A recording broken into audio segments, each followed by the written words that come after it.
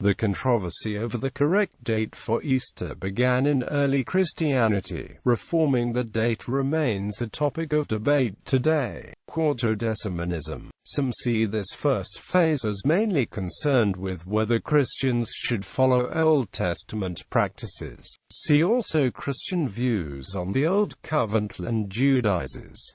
Eusebius of Caesarea wrote, "A question of no small importance arose at the time. The dioceses of all Asia, according to an ancient tradition, held that the 14th day of the moon, on which day the Jews were commanded to sacrifice the lamb, should always be observed as the feast of the life-giving Pasch, contending that the fast ought to end on that day, whatever day of the week it might happen to be. However, it was not the custom of the churches in the rest of the world to end it at this point, as they observed the practice, which from apostolic tradition has prevailed to the present time, of terminating the fast on no other day than on that of the resurrection of our Savior." Quartodecimanism, a word not used in Eusebius's account as he wrote in Greek, is derived from the biblical Latin term for the practice of fixing the celebration of Passover for Christians on the 14th day of Nisan in the Old Testament's Hebrew calendar. This was the original method of fixing the date of the Passover, which is to be a perpetual ordinance. According to the Gospel of John, this was the day that Jesus was crucified in Jerusalem. Irenaeus records the diversity of practice regarding Easter that had existed at least from the time of Pope Sixtus I. He recorded Polycarp, the bishop of Smyrna, observing the 14th day of the moon, whatever day of the week that might be, following a tradition which he claimed to have derived from John the Apostle. Around 195, Pope Victor I attempted to excommunicate the Quartodecimans, turning the divergence of practice into a full-blown ecclesiastical controversy. According to Eusebius, synods were convened and letters were exchanged, but in the end, having overstepped his mark, Victor, the Bishop of Rome, was rebuked and had to back down.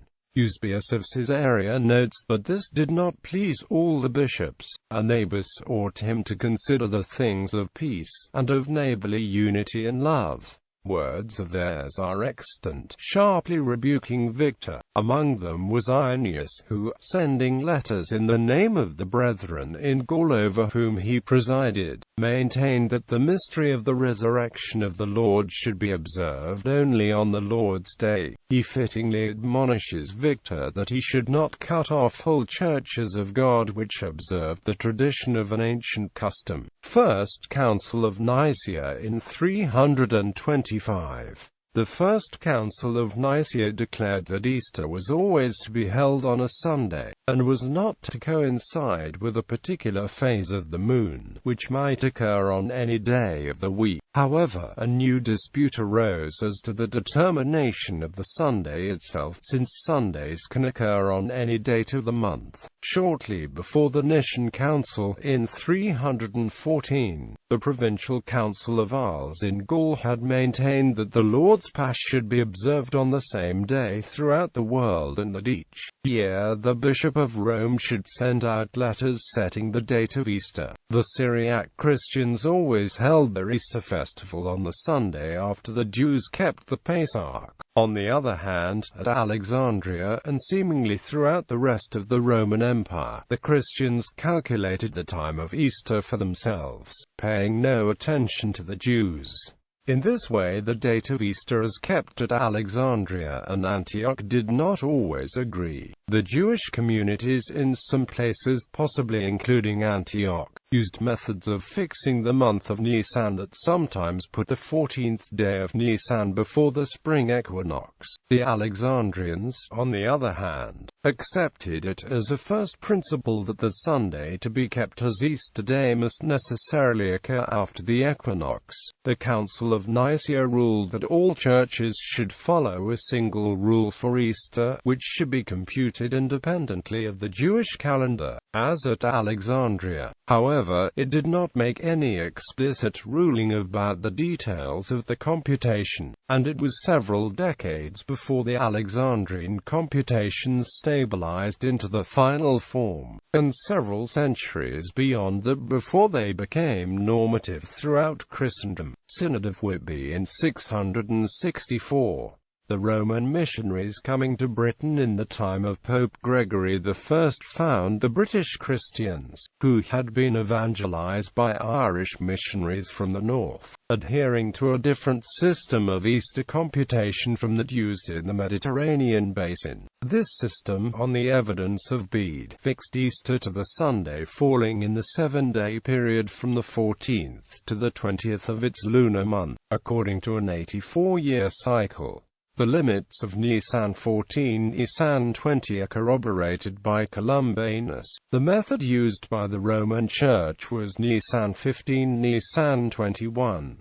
The 84-year cycle, the lunar limits, and an equinox of March 25 also receive support from McCarthy's analysis of Padua, Bibliotheca Antoniana, MSI, 27. Any of these features alone could have led to occasional discrepancies from the date of Easter as computed by the Alexandrine method. This 84-year cycle gave way to the Alexandrine computers in stages. The Alexandrine computers may have been adopted in parts of the south of Ireland in the first half of the 7th century. Among the northern English, the use of the Alexandrine computers over the Britanno-Irish cycle was decided at the Synod of Whitby in AD 664. The Alexandrine computers was finally adopted by the Irish colonies in northern Britain in the early 8th century. Modern calls for a reform of the date of Easter, after the Gregorian reform of the calendar by promulgation in 1582. The Catholic and Protestant churches of the West came to follow a different method of computing the date of Easter from the one that had been previously accepted. Eastern Orthodox churches continued the older practice of using the Julian calendar. Several attempts have sought to achieve a common method for computing the date of Easter. In 1997, the World Council of Churches proposed a reform of the method of determining the date of Easter at a summit in Aleppo, Syria. Easter would be defined as the first Sunday following the first astronomical full moon following the astronomical vernal equinox, as determined from the meridian of Jerusalem. The reform would have been implemented starting in 2001, since in that year the eastern and western dates of Easter would coincide. This reform has not been implemented.